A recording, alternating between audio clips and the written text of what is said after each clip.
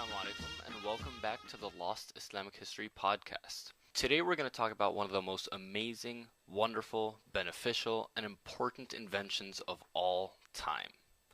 Coffee. Today over 1.5 billion cups of coffee are drunk every single day all around the world. It's become a cultural staple almost everywhere you can travel to and is part of billions of people's daily routines. So where did this tasty and addictive drink come from? And when did it become so popular? Now, believe it or not, it's a relatively new drink. It's only been around for a few hundred years, since the 1400s. Now, I know that sounds like a long time ago, but relative to the rest of human history, thousands and thousands of years, coffee is a pretty new invention. So where did it come from? Well, the legend goes that somewhere in Ethiopia, or maybe Yemen, there was a goat herder who realized that every time his goats ate beans from one particular tree, they had a lot of extra energy and were jumping around all over the place, and generally acting pretty crazy. I don't know about you, but if I saw my goats doing that, I would stay very, very far away from that tree. But apparently that goat herder was a pretty brave fellow and ended up chewing some of those beans and realized that he had more energy because of it. Eventually, the people in that region realized that if you grind the beans, you can dissolve the powder in water and make a dark drink that gives you more energy. Thus, coffee was born.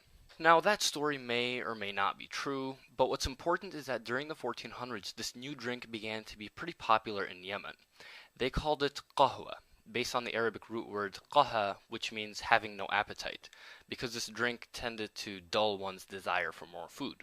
It was especially popular in Yemen among Sufis and other religiously oriented people, as it gave them the energy to stay up at night worshipping God. From Yemen, the drink spread north into the Ottoman Empire, where the Turks called it kahva. By the way, the Italians took the Turkish word and pronounced it as cafe, and from that word came the English word coffee. Interestingly, at first some Islamic scholars in the Ottoman Empire had a temptation to declare kahva as haram, or unlawful according to Islamic law. The reasoning for that was that this new unknown drink affected the mind, so they were afraid it might be similar to wine, which is unlawful in Islam.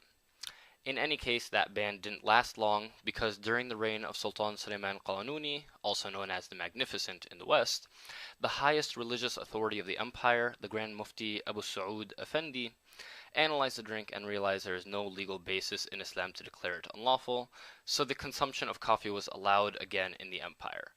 And, as you can imagine, the people rejoiced. Throughout the empire, and especially in Istanbul now, coffee shops began to spring up all over the place, and European travelers took notice. Wealthy Venetian traders especially imported this new drink into Europe throughout the 1500s and 1600s. In fact, one of the main ports in Yemen where Europeans bought coffee beans was a city called Mocha, and from that, of course, we have the word mocha for a specific style of coffee.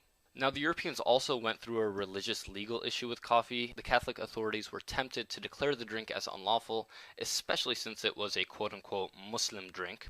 But eventually, in the year 1600, the Catholic Church again allowed its use, and again, the people rejoiced.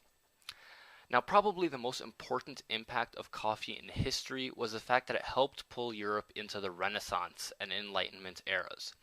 Throughout Europe's Dark Ages, alcohol was the drink of choice. You'd start your day off with beer soup, have a piece of bread with beer for lunch, and finish off your day with some bedtime beer to help you sleep. Needless to say, it's pretty tough to build a stable and organized society when everyone is always drunk.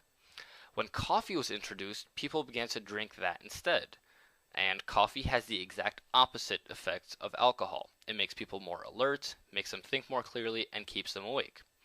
With coffee houses opening up from Paris to London to Florence, more Europeans began to actually think about things, like philosophy, government, the rights of man, which all helped spur the Enlightenment, which eventually brought democracy to Europe and helped it enter that era of imperialism, where the Europeans conquered most of the Muslim world, including the birthplace of coffee, Yemen.